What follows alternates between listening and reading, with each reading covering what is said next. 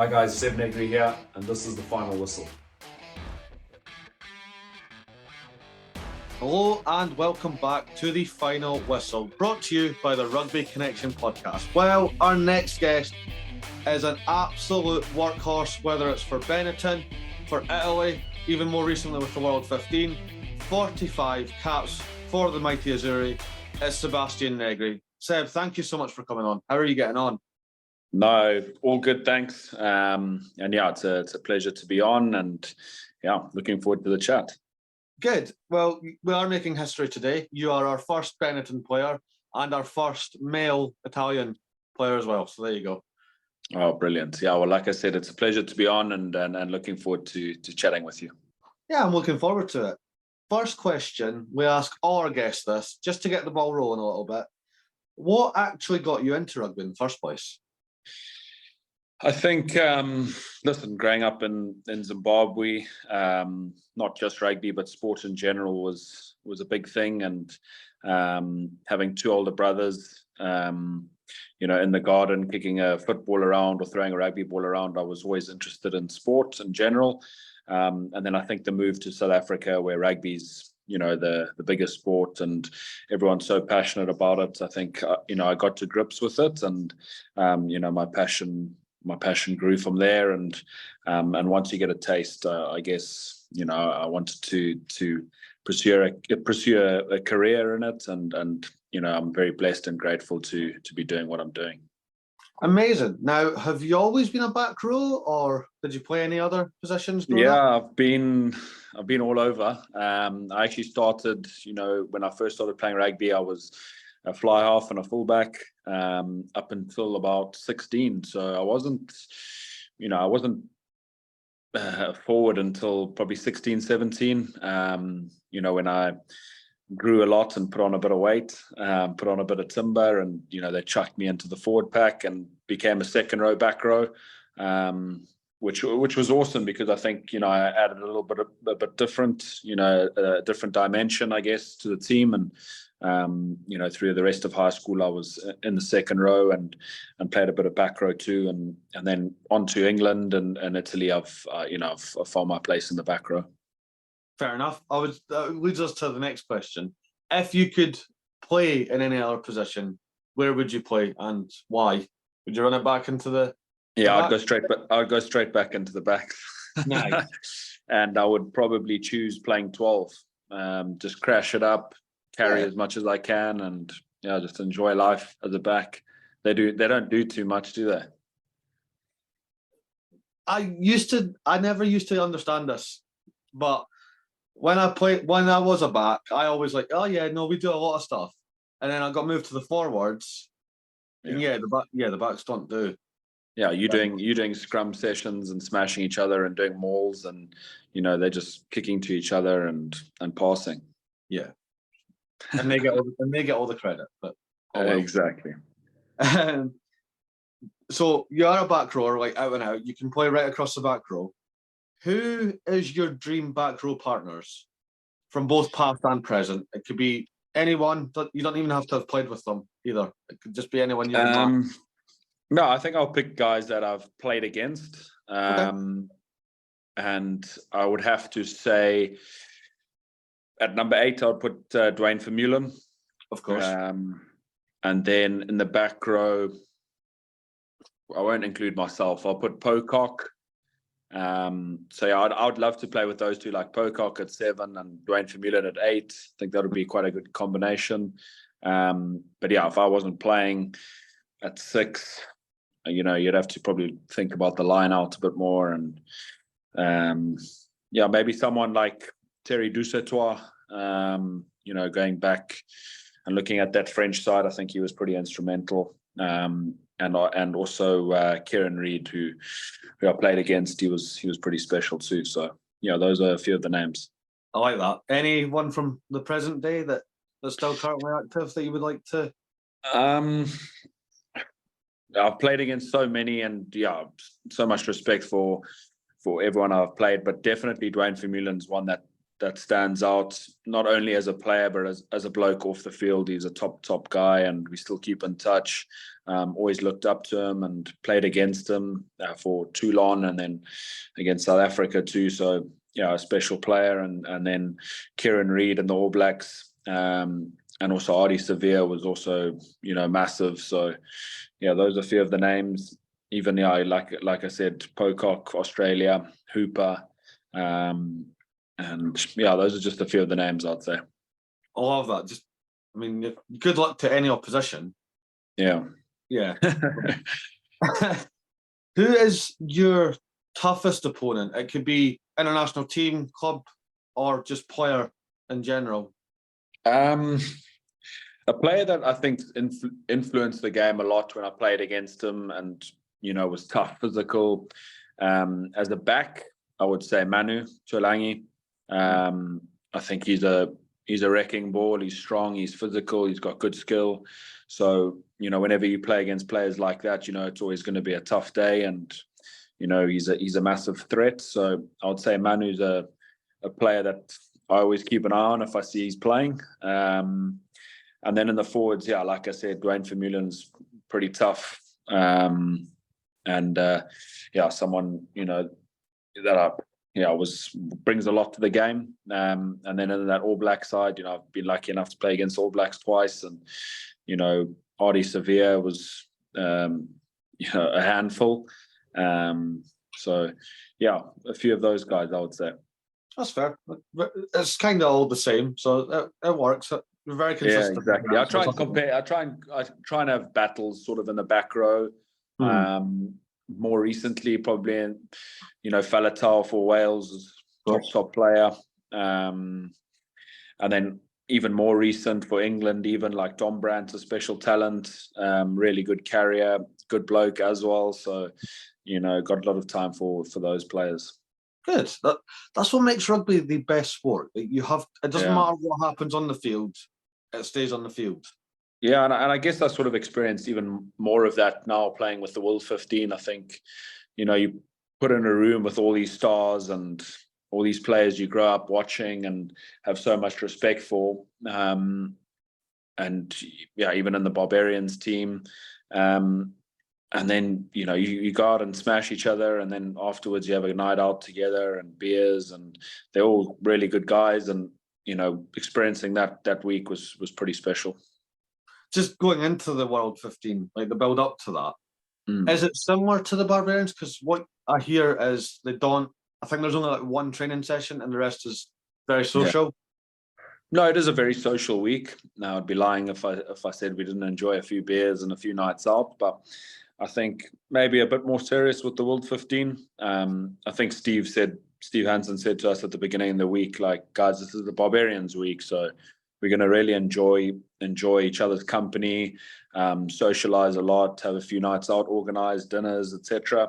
But come towards the back of the week, we've got a responsibility to the public and to ourselves to put a good performance together and put rugby in the best possible light. So I think we had that sort of in the back of our minds throughout the week.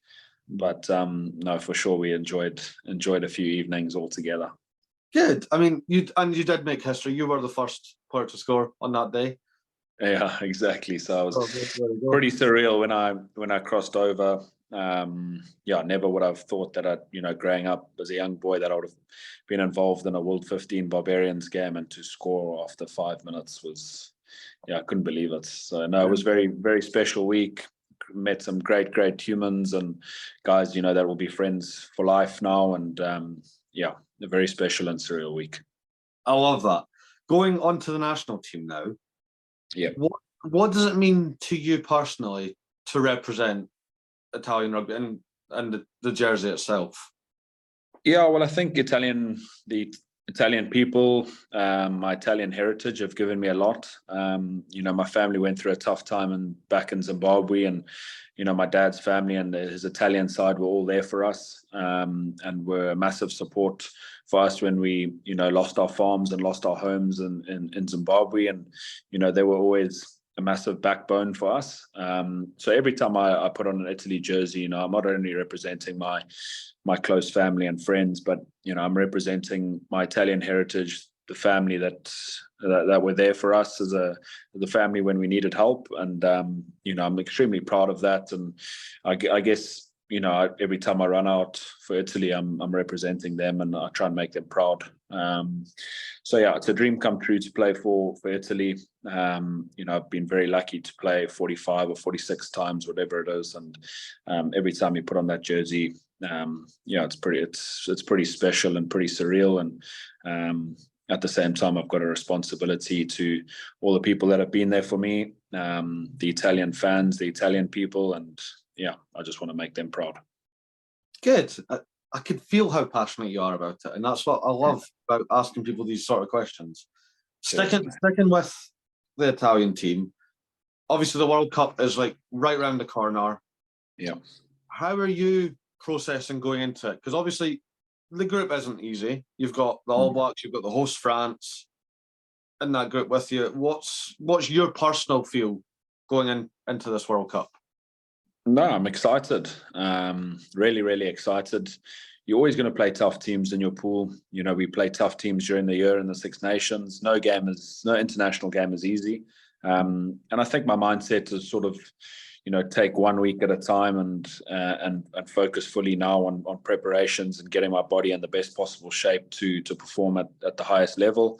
And you know, when the games come thick and fast, you know, make sure that, you know, I'm ready and fully know my role and what I can do to help the team and benefit the team. So I think individually, yeah, just focus on what I can do, what I can bring to the table, focus on my role and how I can help the team, and make sure I leave everything out there, and yeah, just enjoy every moment and every opportunity I get. And then as a squad and as a playing group, I think we got to take one game at a time.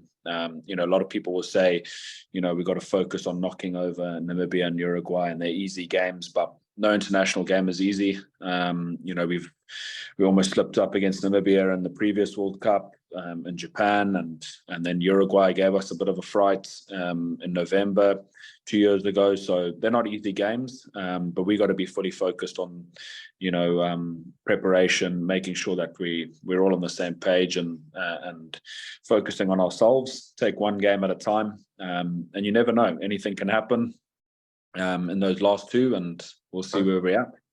Yeah, I completely agree with you. I think it's that close. I keep changing my answer on who's going to win the World Cup. Yeah, just because I'm like, I don't think I've Italy. seen. Oh yeah, well, I'll have to say Scotland, but Italy's a close second, just because of you, Seb. Good man. Obviously, you've been part of the lows of the national team, and you've been part of the highs recently. What has been the biggest change you've noticed with the team, like mentally and their attitude, in the last, say, 2 years? I think the environment that we've got at the moment under Kieran. You know, I've said it a number of times that it's probably the best environment that I've been in. And you know, the belief and in what we're doing, the direction we going in, and our game plan. You know, we're all on the same page. We all have a belief in what we're doing, and there's a real excitement in the group. I also think there's a good balance in the group between, you know, some experienced guys and then the young talent coming through Italy. You know, we've got some special talents in the country, and you know, we've got a really exciting team, and we're playing an awesome brand of rugby. And when you create an environment off the field that's special, united, and all pulling together, and you have a belief in how you're playing, you know, you're going to get a bit of success. And you know, we've had some awesome success over the last sort of 12-18 months. We've had some lows too, but definitely heading in the right direction. And you know, we got a responsibility as players to perform. And yeah, but like I said, I think it's an awesome environment to be in. There's some really exciting players. We enjoy playing for each other. It's a very tight family group, and we're really looking forward to the next couple of weeks.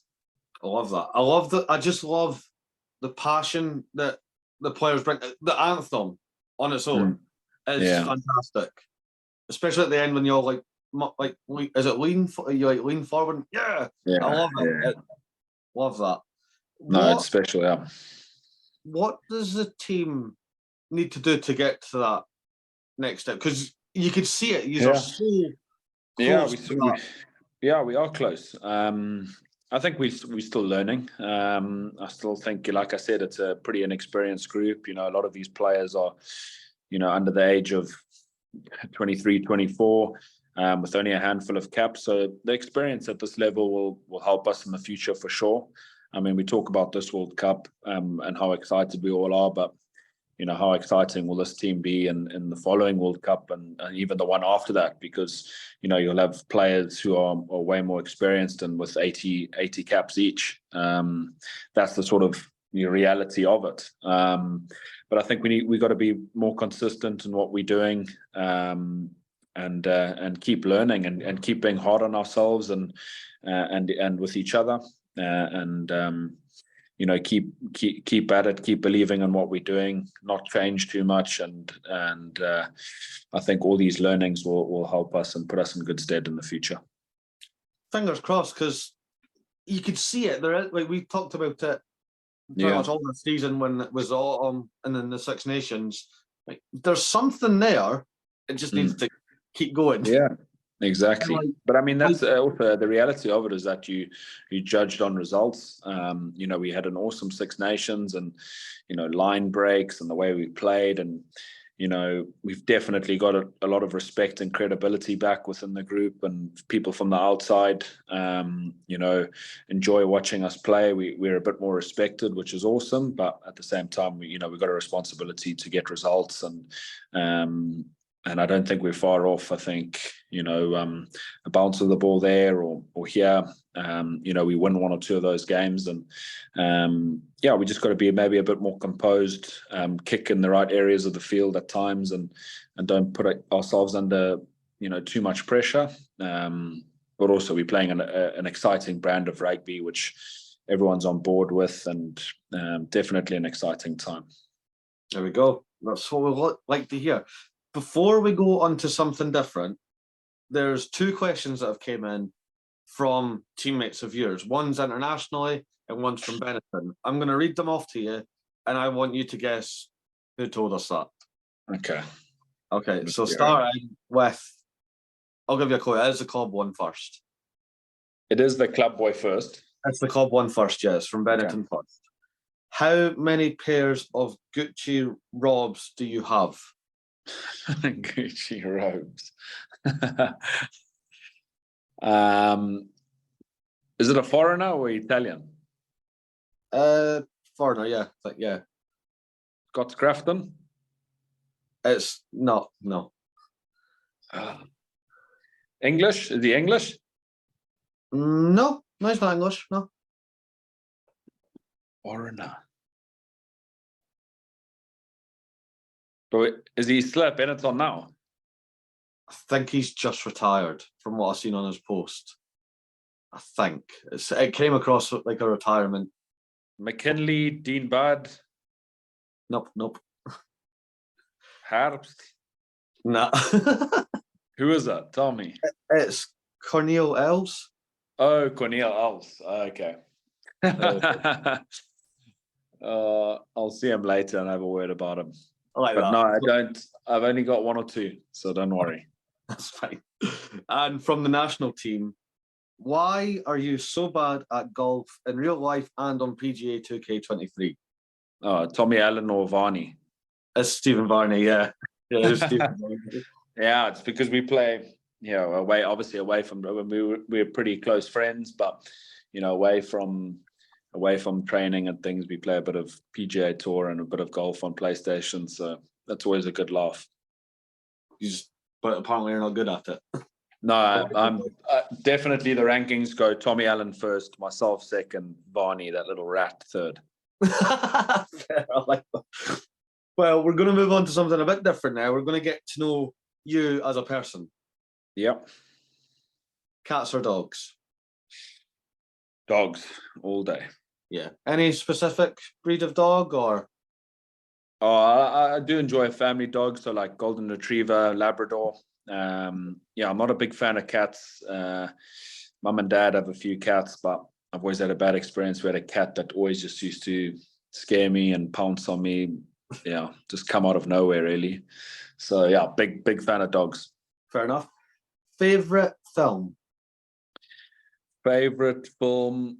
I'm a big softie when it comes to films. So I'm a big, rom-com sort of person. But I'll probably say Wedding Crashers is up there. That's good. And then when it gets a bit more serious, something like Gladiator or Troy, even Blood Diamond, great movie. That's cool. I like that. All great answers. Yeah, Notting Hill, rom-com, great film. There we go. That's got Jack Black in it, isn't it? No. That's Hugh Grant. What am I thinking of? You got School of Rock, maybe? No, there was a rom-com. I don't matter. It has got Jack Black. There is a rom-com somewhere with Jack Black in it somewhere. I just can't remember the name of it. If there was a film about you and your career, who would you want to play Sebastian Negri?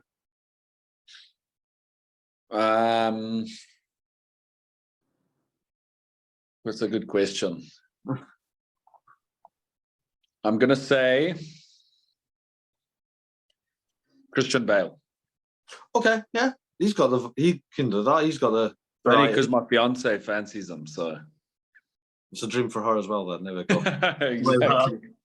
Exactly. So yeah, probably Christian Bale, or just one of the classics, Brad Pitt or Leo. But yeah, I'll go Christian Bale. Go Christian Bale, yeah. Why not? Go for it. Yeah. Is there any TV show or Netflix series that you are currently binge watching that you recommend? Yeah, big into my Love Island, watching Love Island at the moment. No. No. A lot of people will be, giving me shit for that, but really enjoying the Love Island, watch it every night. So yeah. Fair enough. I was not expecting that as an answer, but we'll love it. Yeah. Favorite song or music genre? Oh, like I'm all about the classics, like a massive fan of like Elton John, and then we'll even go as far as like love a karaoke night, a bit of ABBA on, Dancing Queen, Mamma Mia, love that. So yeah, a bit of oldies, and then but I like all types of music. I'm a big music fan. Even the classics like Andrea Bocelli and things like that, I enjoy. So yeah, love my music. Nice. Any song in particular that has to be played before the game kicks off? Oh, I've just got all these oldies. I'm just trying to think which one I like to play. I think Whatever It Takes, Imagine Dragons, is a big one that I listen to. And then something, just to calm me down, maybe a bit of opera from Andrea Bocelli. Yeah, that's nice. I like that. I like the variety you've offered as well. So. Yeah, exactly. Now, after a big win, you and the boys are out on the town. What are you drinking? Double vodka, lime soda. I like how you said double to begin with. I love that. Well, it's because I would say that we've already had a few beers at the hotel, or after the game in the changing room. So yeah, double vodka, lime soda. It's probably as healthy as you probably can get. Enjoy a whiskey sour too. Yeah, I mean, I'm not too fussy. Just enjoy a good social. I think it's good to have a balance, It's so important that, you work hard during the week, do everything that you can to perform, and then enjoy a couple of drinks after a game and with your mates and bring people together. I think that's really important in sport, and we can't forget about, that element of it. So I'm a massive fan of having a good balance, and then once it comes to Monday, you're back into it. Fair enough. I think me and you would clash very, very well. Just because I will drink anything. It doesn't matter. Yeah. No, I'm also a big fan. I must say, I'm also a big fan of Guinness of recent times. So yeah, I enjoy a good Guinness. Always start on a Guinness. Yeah, no, I enjoy it. Maybe don't always finish off on a Guinness, but we start off with, Exactly. for sure. Favorite style of food or like food cuisine would probably be the best way to word that. Oh, I have to go Italian. Yeah, I think. Yeah. I mean, the food here is incredible. I'm also gonna say that I enjoy my. I've just recently been in Spain. The Spanish food was awesome. You know, the paellas and things like that was great, and I love the Greek food too. But yeah, being in Italy, this place, you know, its food, its passion for food too is special, and yeah, I love it. Yeah. Fair enough. That's a great choice. Now, because you are Italian, I can ask you this with regret, but I'm going to ask it anyway because we ask all our guests this. Yeah. Pineapple on pizza, yes or no? No, absolutely not. Thank you. Absolutely not. And I've never been a fan, even when I was in South Africa and Zimbabwe growing up. I was never a fan of pineapple on pizza, and you know, I think my dad would give me a massive hiding if I said yes. What about now? This is a new one I've learned recently, mostly in the southern hemisphere. Pineapple rings on a burger. No. Thank That's you. a massive no for me. Yeah, I'm pretty old school with all that sort of stuff. Yeah, I like simple food, cooked well. I mean, my fiance will tell you I'm pretty boring in the kitchen and pretty you know, standard. But yeah, I think the simpler the better. I completely agree with you. Yeah, there's no point getting flashy with it and trying to show off. Simple food cooked well with a double vodka. Sounds great. Yeah. Any hobbies away from rugby? Listen, I love spending time with family and friends. You know, I love bringing people together and that sort of stuff. I love traveling, but my big, you know, passion away from rugby and sort of to clear my head is I love playing golf. You know, we're lucky that we've got 2 or 3 good golf courses around here in Italy. So yeah, I would say I love my golf there.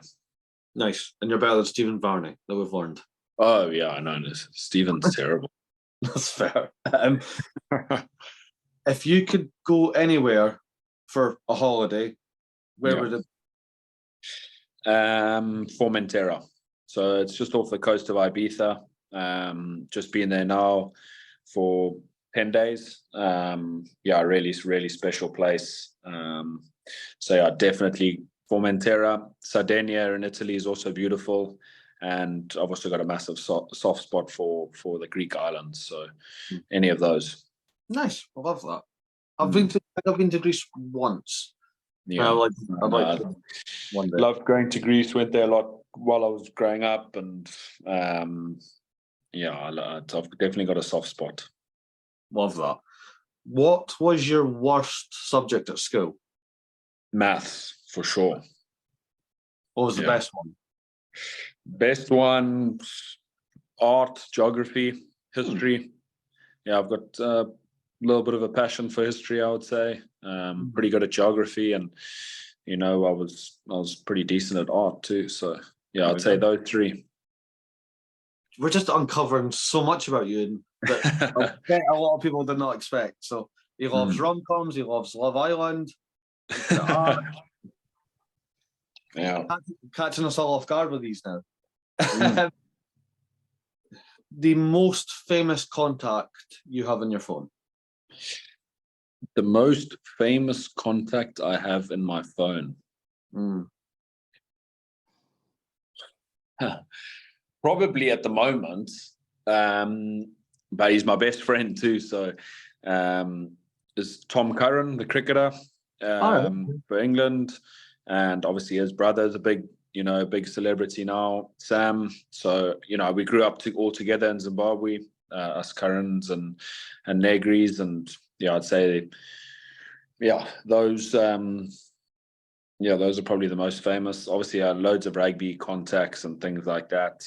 And then, yeah, Instagram, Jack Savaretti, singer, Ella Henderson.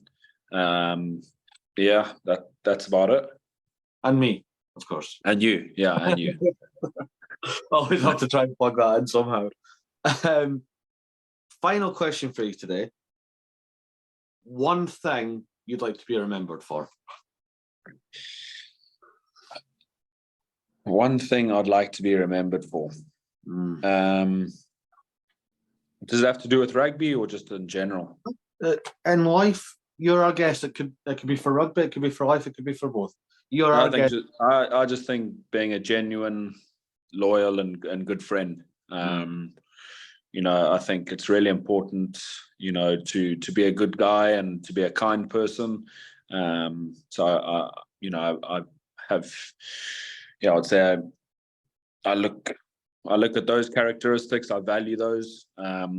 You know, never forget where you've come from, your roots. But I definitely value kindness, loyalty, and just being a good friend. So if I can be remembered for that, you know, I'd be pretty happy, and I hope my friends would say the same. But yeah, I think, you know, before the rugby and before all of this and that, I think just be a good person, and you'll get a lot more respect, you know, being a good bloke rather than a good rugby player.